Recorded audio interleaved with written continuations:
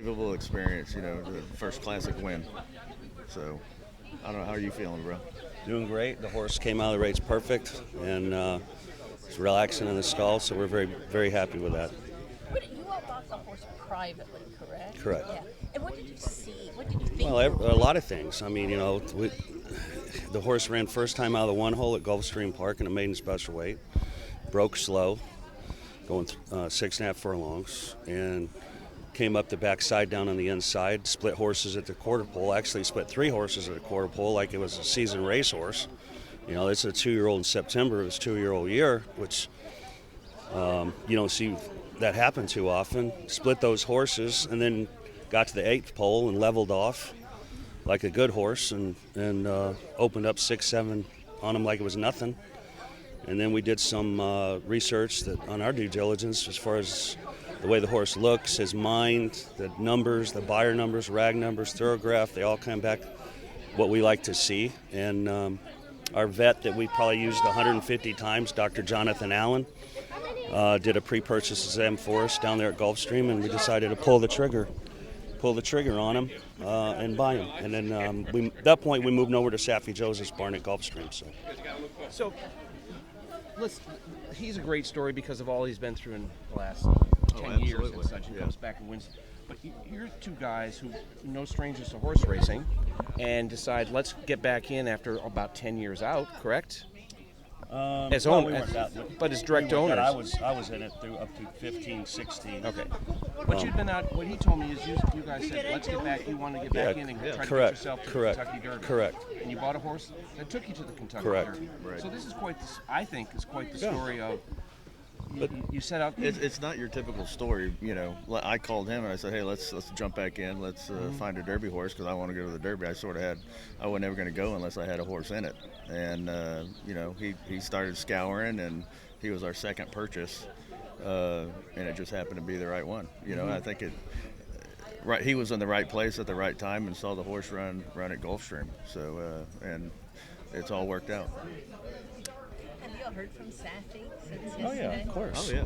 He texted me last night, said congratulations, very happy for you guys. And I texted him back. I said, man, I appreciate everything you did for us with the horse while you had him. And it's just as much your win as it is ours.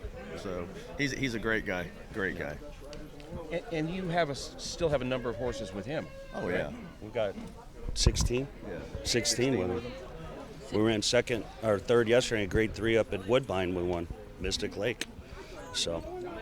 Are you guys running as yourselves or running partnerships? You have the C2. Most of them, 85, 90% are C2, and every once in a while we're bringing a minority partner that's already in the barn that we know for 10 or 15%, a small slice sometimes. Yearlings, our forte and the track record of success we've had has been buying horses privately after they run, trying to identify talent right when they're still under the radar, see something, maybe it's a mismanagement.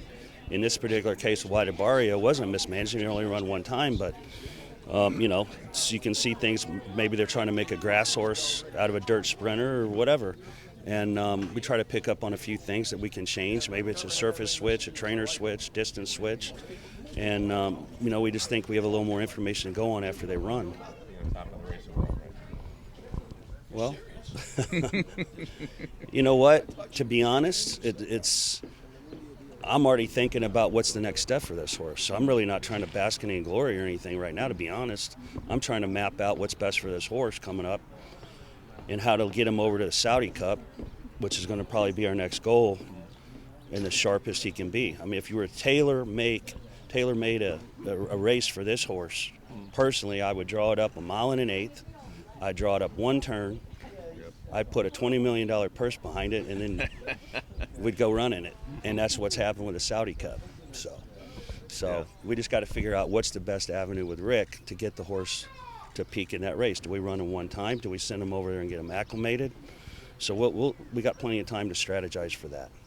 And we celebrated last night. I was going to say, to answer your question, what's it feel like to be on the top of the world there? It feels great. I mean, because when we jump back in 21 and to be here this quick, the horse has taken us on an unbelievable ride. Like he said, winning the Holy Bull, Florida Derby, and then just winning the Whitney, and now the Classic.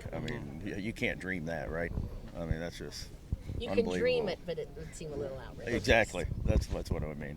I guess if it's going to happen somewhere, Hollywood's the place for it to happen. Yeah, and you know, the other thing about this horse is that, you know, we managed hundreds of horses. I mean, this is our 20th Grade 1 winner, just so you know.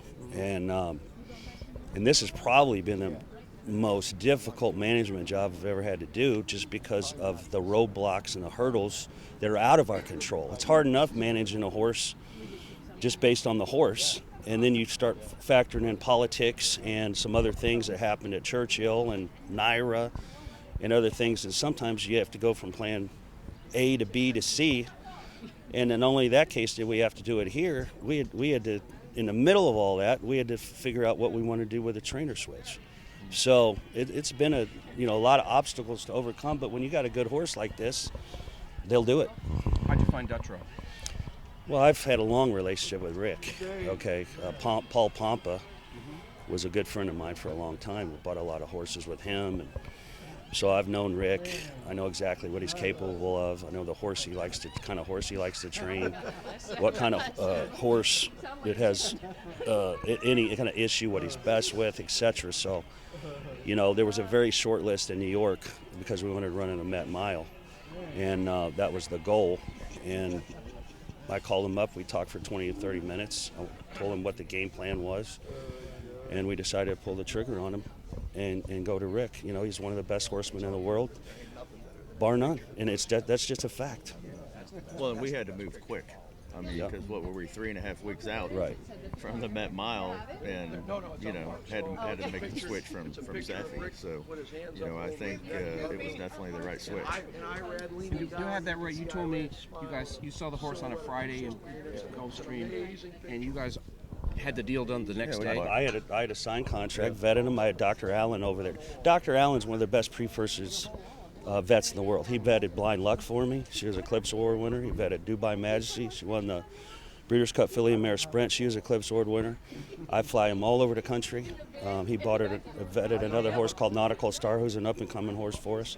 So the key to buying these horses is, with these pre-purchase exams, is you got to know how to interpret the information these vets are telling you. All right, so Dr. Allen's very good, and we know how to interpret the information. So, that's why we continue to use it. I think we were pretty confident going into the race, based on what Rick said, how he's been training. I think from our perspective, he just needed a trip. Irad did a great job of getting him out on the outside, on the back, and then, once he hit the quarter pole, me personally, I knew it was over. Yeah, if you go back and watch the replay, about halfway down the backside, he was actually inside the 5. And once the horse, Irad angled him out behind the 2, got him outside. You just watch the horse's stride, his head, everything about him. He just picked the pace up automatically on his own and just drug himself up to the leaders around the turn, basically. Rick doesn't use terms like, he's not thinking about like vindication and this and that, but do you all think in terms of that for him? I don't think it's vindication. I think it's more of Rick being able to get back on the stage with the right horse and making that horse where the whole world can see what kind of horse I'm in and perform to the best visibility. Okay? I think that's more what it is. Vindication, I wasn't in his shoes, so I can't say, but I'm just glad we're a part of helping Rick get back to where he should be, and he should have been all along, to be honest. How many horses do y'all have with him now? Well, we got White Abarrio, and now we just sent White Abarrio's brother to him in New York, to Belmont. Yeah. So his brother is by Gormley. He's the second foal out of the same Intermission mare that Sprinthrift bred him to. So he gets up there Monday or Tuesday to Belmont. Name is what? His name is Cage Match. Cage Match. Two words. Cage Match. Yeah. He's a totally different horse. He's not going to be a mile and a quarter horse. He's probably going to be a sprinter to a one-turn mile type horse. But he's showed all kinds of ability. We had to send him to the farm, and now he's on his way back. So we're pretty high on this. It's going to be fun to watch him run.